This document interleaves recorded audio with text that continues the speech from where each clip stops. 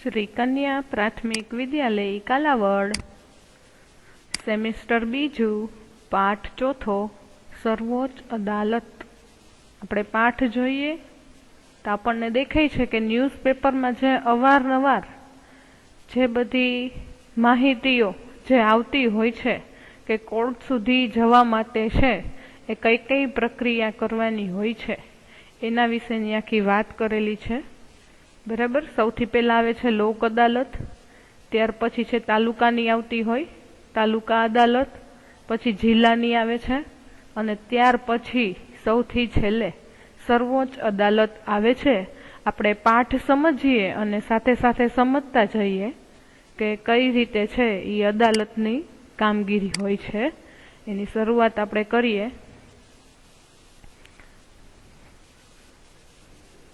લોકોના હિત અને રક્ષણ અને કલ્યાણ માટે શેની જરૂર હોય છે? તો કે કાયદાની જરૂર હોય છે। શું કહે છે? જો લોકોનું હિત, રક્ષણ અને કલ્યાણ માટે છે આપણે કાયદાની જરૂર પડે છે કે જ્યારે દેશનો કોઈ નાગરિક અથવા સંસ્થા કાયદાનું ઉલ્લંઘન કરે તો એક નિશ્ચિત પ્રક્રિયા અપનાવવામાં આવે છે। આપણા દેશમાં ન્યાયતંત્રમાં ન્યાય આપવા માટે શેની? તો કે તાલુકાની અદાલતો, પછી જિલ્લાની અદાલતો અને વડી અદાલતો અને સર્વોચ્ચ અદાલત એમ સળંગ ન્યાય વ્યવસ્થા છે એ ભારતીય લોકતંત્ર છે। એમાં ન્યાયતંત્ર અને સરકારના 3 અંગોમાંનું મહત્વનું અંગ છે કે જ્યાંથી દરેક લોકોને છે એ ન્યાય મળી શકતો હોય છે। ન્યાયતંત્રને છે એ ધારાસભા અને કારોબારીથી છે એ હંમેશા સ્વતંત્ર રાખવામાં આવ્યું છે। તો કે સ્વતંત્ર ન્યાયતંત્રનો છે એ શું મતલબ હોય છે? શું તમારી આજુબાજુની અદાલત અને નવી દિલ્હીમાં સ્થિત જે સર્વોચ્ચ અદાલત છે એના વચ્ચે કોઈ સંબંધ છે? તો આપણે આ પ્રકરણમાં છે એ જ આપણને આ પ્રશ્નનો જવાબ છે એ આપણને મળી જશે। બરાબર, આપણે સૌથી પહેલા આગળ જ જોયું કે આપણી ન્યાય વ્યવસ્થા છે એ કેવી છે? તો કે સળંગ પ્રકારની ન્યાય વ્યવસ્થા છે। એટલે તો એક બીજી અદાલતને એક બીજી અદાલત સાથેનો સંબંધ હોય જ છે।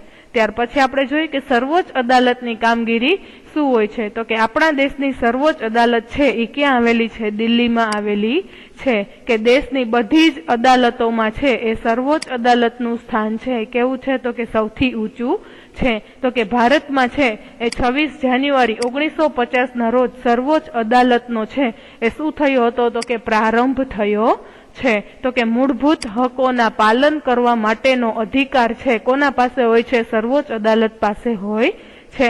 કોઈ પણ વ્યક્તિ કે સંસ્થા સર્વોચ્ચ અદાલતમાં છે એ ન્યાય મેળવવા માટે છે એ પોતે અરજી કરી શકે છે। બરાબર છે। ત્યાર પછી આપણે જોઈએ કે વિવાદોનો ઉકેલ આપવો। બરાબર, કે ઘણી બધી વખત છે એ એકબીજા વચ્ચેના જે સંઘર્ષો જે થતા હોય છે તો કે દરેક વ્યક્તિ છે એ ન્યાય મેળવવા માંગતો હોય છે, માટે એને અદાલતની શરણે જવું પડતું હોય છે। તો આપણે જોઈએ કે વિવાદોનો ઉકેલ, બરાબર, કે સર્વોચ્ચ અદાલત છે એ નાગરિકો એટલે દરેક વ્યક્તિઓ, બરાબર, અને નાગરિક એટલે કોઈ પણ એક વ્યક્તિ, સરકાર, રાજ્યો વચ્ચેનો તથા કેન્દ્ર અને રાજ્ય વચ્ચેના છે એ વિવાદોને ઉકેલવાનું કાર્ય છે એ કોણ કરે છે? તો કે સર્વોચ્ચ અદાલત કરે છે। આને સમજવા માટે આપણે ગુજરાત રાજ્યના નર્મદા બચાવો આંદોલનનો કેસ છે એ આપણે આખો સમજવાનો છે કે એમાં કઈ રીતે છે લોકોને ન્યાય મળી શકે છે। આપણે જોઈએ કે નર્મદા નદી પર નવાગામ ખાતેના જળાશયના બંધની ઊંચાઈ છે એ કેટલી છે? તો કે 110 મીટરથી વધે નહીં તે માટે મધ્યપ્રદેશ તથા પર્યાવરણનું જતન કરતી જે બધી સ્વૈચ્છિક સંસ્થાઓ છે તેની સામે છે એ વિરોધ દર્શાવ્યો। તેઓના મતે આ બંધનું બાંધકામથી ત્યાં રહેતા આદિવાસીઓને છે એ શું કરવું પડશે? તો કે ત્યાંથી હટવું પડશે। શું કામ? કેમ કે આખો જે બંધ છે એ બાંધવામાં આવે છે તો ત્યાંની જે જગ્યાઓ છે કે જ્યાં આદિવાસીઓ રહે છે એના ઉપર એમ કે બાંધકામ કરવું પડશે ને આદિવાસીઓ છે એને શું કરવું પડશે? તો કે એ જગ્યા ખાલી કરી અને બીજી જગ્યાએ એમને જવું પડશે। તેથી તેમના મૂળભૂત અધિકારો છે એનો શું થઈ જશે? તો કે ભંગ થઈ જશે। રાજ્યો વચ્ચેની આ તકરારોનો, બરાબર, એટલે એકબીજા વચ્ચે છે ઘણી બધી તકરારો થાય છે, બરાબર, તો કે એનો નિવેડો લાવવા છે એ 8મી માર્ચ 2006 ના રોજ છે એ સર્વોચ્ચ અદાલતે ચુકાદો આપતા જણાવ્યું કે વધતી જતી વસ્તીને ધ્યાનમાં લેતા આ આયોજન ઘણી અગત્યની છે. સરદાર સરોવર યોજનાને કારણે બરાબર શું કે છે તો કે સજીવ સૃષ્ટિ અને પર્યાવરણમાં છે એ સુધારાત્મક ફેરફાર થવાની શક્યતા છે. આ યોજનાથી ગુજરાત કેટલાને પાણી મળી શકશે તો કે ગુજરાત, મધ્યપ્રદેશ, રાજસ્થાન ના ઘણા બધા ભાગો છે તો કે પાણી પહોંચાડી શકાશે અને તે વિસ્તારમાં રણને આગળ વધતું પણ આપણે અટકાવી શકીશું. આ યોજનાની વિપરીત અસર પામતા લોકોને ક્રમશઃ એટલે કે પુનઃ વસન કરાવવામાં આવશે. આ રીતે તેમના મૂળભૂત અધિકારોનો છે એ શું થતો હતો તો કે આદિવાસી જે લોકો છે તો કે એના જે મૂળભૂત અધિકાર છે તો એને શું જણાતું હતું કે અમારો એમ કે ભંગ થાય છે. ત્યાર પછી આપણે જોઈએ કે ન્યાયતંત્ર છે એ સ્વતંત્ર કેમ છે. ધારો કે એક તાકાતવર વ્યક્તિએ તમારા પરિવારની જમીન પર કબજો કરી લીધો હોય તે અને તમે એક એવી વ્યવસ્થામાં રહો છો કે જ્યાં વ્યક્તિઓ કોઈ ન્યાયાધીશને તેના પદ પરથી હટાવી શકે અથવા તેની બદલી પણ કરાવી શકે. બરાબર, ઘણી વખત આપણે આવું બધું પિક્ચરમાં પણ જોતા હોઈએ છીએ કે જ્યારે તમે આ મામલાને અદાલતમાં લઈ જાઓ ત્યારે ન્યાયાધીશ પણ તેની હિમાયત કરતા આપણને જોવા મળતા હોય છે. કોની સામે? કે જે તાકાતવર વ્યક્તિ હોય છે એની સામે. તો કે તાકાતવર વ્યક્તિનું ન્યાયાધીશ પર જો નિયંત્રણ રહે તો ન્યાયાધીશ છે સ્વતંત્ર રૂપથી છે કોઈ પણ જાતના નિર્ણય છે એ પોતે લઈ શકતા નથી. બરાબર, તો કે સ્વતંત્રતાનો આ અભાવ ન્યાયાધીશને એ વાત માટે મજબૂર કરી દે છે કે તેને હંમેશા તાકાતવર વ્યક્તિની જ તરફેણમાં જ ફેસલો આપવો પડે. પરંતુ ભારતીય બંધારણ છે બરાબર, એટલે કે આપણું આ જે બંધારણ છે એ કોઈ પણ જાતની છે દખલગીરી છે એ પસંદ કરતું નથી. આપણે તો જેને યોગ્ય ન્યાય મેળવવાનો હોય છે એને છે એ અદાલત દ્વારા મળી રહેતો હોય છે. આથી આપણા બંધારણમાં ન્યાયતંત્રને છે એ કોનાથી તો કે કારોબારી અને ધારાસભાથી છે એ હંમેશા સ્વતંત્ર રાખવામાં આવ્યું છે. બરાબર, આથી એકવાર વડી અદાલત અને સર્વોચ્ચ અદાલતના ન્યાયાધીશોની નિયુક્તિ બરાબર એટલે કે એની નિયુક્તિ થઈ જાય છે ત્યાર પછી ન્યાયાધીશને છે તેમના પદ ઉપરથી એમ કે આપણે હટાવવા ઘણા છે એ મુશ્કેલ હોય છે. કે જો કોઈ વ્યક્તિને એમ લાગે કે તેના મૂળભૂત અધિકારોનું ઉલ્લંઘન થઈ રહ્યું છે તો તે અદાલતમાં છે એ પોતાની અરજી કરી શકે છે અને અદાલતમાં છે યોગ્ય ન્યાય મેળવવા માટે થઈ અને પોતે જઈ શકે છે. ત્યાર પછીનો કેસ છે એ આપણે સમજીએ કે વિભિન્ન સ્તરની અદાલતો છે એ શું છે. બરાબર છે કે કઈ જગ્યાએ જાય છે અને કઈ રીતનો ન્યાય છે એ એમને મળતો હોય બરાબર એના વિશેની વાત આપણે છે એ કરીએ. બરાબર, કે કઈ કઈ રીતે છે એ અદાલતમાં છે એ આપણે ન્યાય છે મેળવવા માટેની ઘણી બધી જગ્યાએ અરજીઓ છે થતી હોય છે. તો કે જી હા, આ વ્યવસ્થાને સમજવા માટે અપીલની વ્યવસ્થાને સમજીએ. જો કોઈ વ્યક્તિને એવું લાગે કે નીચલી અદાલત દ્વારા આપવામાં આવેલો ચુકાદો છે એ યોગ્ય નથી તો તે તેના ઉપરની એટલે કે એના ઉપરની જે અદાલત હોય છે એમાં પોતે અપીલ કરી શકે છે. બરાબર, જો તમને તાલુકાની જે અદાલત હોય તો ત્યાંથી તમને સંતોષ નથી મળતો તો તમે જિલ્લાની અદાલતમાં જઈ શકો છો અને જો જિલ્લાની અદાલતમાં તમને સંતોષ ન મળે તો તમે ઉપર એટલે કે એની ઉપરની અદાલત સર્વોચ્ચ અદાલતમાં છે એ તમે ન્યાયની અરજી છે એ તમે પોતે કરી શકતા હોય છો.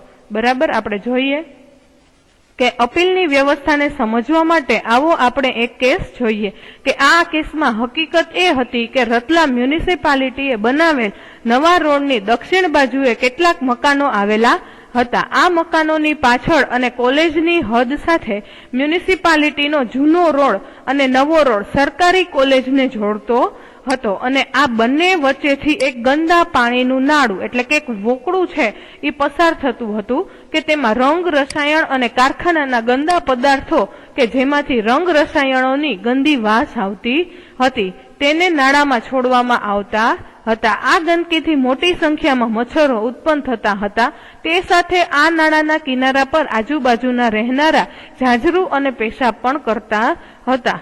રાજ્યનું આરોગ્ય ખાતું પણ ખૂબ મોટી સંખ્યામાં ઉત્પન્ન થતા મચ્છરોને અંકુશમાં રાખવામાં છે એ પોતે નિષ્ફળ ગયા હતા કે સાથી સ્થાનિક રહીશોને આ ગંદકીને ખસેડવાની ઘણી અરજીઓ કરી હતી પરંતુ તે વિભાગના અધિકારીઓ છે એ ગંદકી ખસેડવાની બાબતે સંપૂર્ણ છે કેવા રહ્યા તો કે નિષ્ફળ રહ્યા હતા. પરિણામે ત્યાંના સ્થાનિક રહીશોએ તાલુકાની અદાલત એટલે કે સબ ડિવિઝન મેજિસ્ટ્રેટની જે કોર્ટ હતી એમાં એ લોકો ગયા હતા. ત્યાર પછી આપણે આગળ જોઈએ. બરાબર, જો દરેક જગ્યાએ કઈ અદાલતથી ક્યાં સુધી જાય છે, બરાબર, એની અરજી છે કઈ કઈ જગ્યાએ કરી છે અને છેલ્લે શું એનું પરિણામ આવે છે એના તરફની આપણે એક અરજી છે એ જોઈએ. જો તમે સાઈડમાં પણ આમાં જોઈ શકો છો કે તાલુકાની અદાલત છે, જિલ્લા અદાલત છે, વડી અદાલત છે અને સર્વોચ્ચ અદાલત છે. બરાબર, એવી રીતનું છે. આપણે જોઈએ કે મેજિસ્ટ્રેટે અરજદારોની તરફેણમાં ચુકાદો આપતા જણાવ્યું કે મ્યુનિસિપાલિટી અને ટાઉન ઇમ્પ્રુવમેન્ટ ટ્રસ્ટ એ બંને ઉપદ્રવ રોકવા નિષ્ફળ ગયા છે. તેથી આ બંને સંસ્થાને તાત્કાલિક ઉપદ્રવ દૂર કરવાનો હુકમ કરવામાં આવે. તો કે 15 દિવસમાં પાકી ગટર લાઈન છે એ નાખવાની કામગીરી છે પૂર્ણ કરવામાં આવશે. બરાબર, એવું તાલુકા અદાલતનું કહેવું હતું. ત્યાર પછી કેસ છે એ આગળ જાય છે કે મ્યુનિસિપાલિટી આ કેસને રતલામ જિલ્લાની અદાલતમાં એટલે કે સેન્સેસ કોર્ટમાં છે એ લઈ જાય છે. તો કે ત્યાં શું હોય તો કે તાલુકાની અદાલતના ચુકાદાને છે એ શું ઠેરવવામાં આવે છે તો કે ગેરવ્યાજબી છે એ ઠેરવવામાં આવતું હોય છે. ત્યાર પછી આપણે જોઈ કે સ્થાનિક રહીશો આ કેસ વડી અદાલત એટલે કે હાઈકોર્ટમાં લઈ ગયા.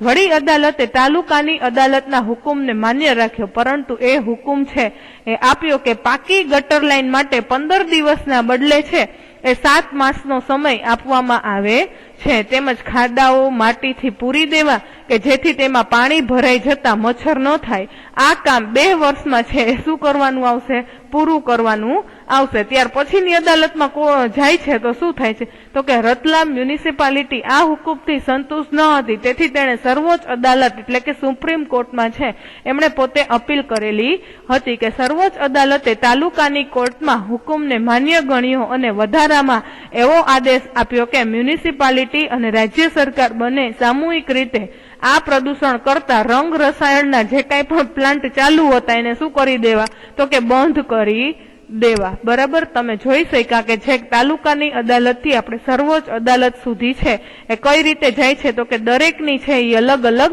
તરફેણ છે એ લોકો સુધી પહોંચતી હોય છે. હવે આપણે જોઈએ કે શું દરેક વ્યક્તિ અદાલતની શરણમાં જઈ શકે છે. આપણે આગળ જોયું કે દરેક વ્યક્તિ પોતાના મૂળભૂત અધિકારોના રક્ષણ માટે છે એ ક્યાં જાય છે તો કે અદાલતમાં જઈ શકે છે, પરંતુ વાસ્તવમાં ગરીબોને અદાલતમાં જવું કેવું હોય છે તો કે ઘણું બધું મુશ્કેલ હોય છે.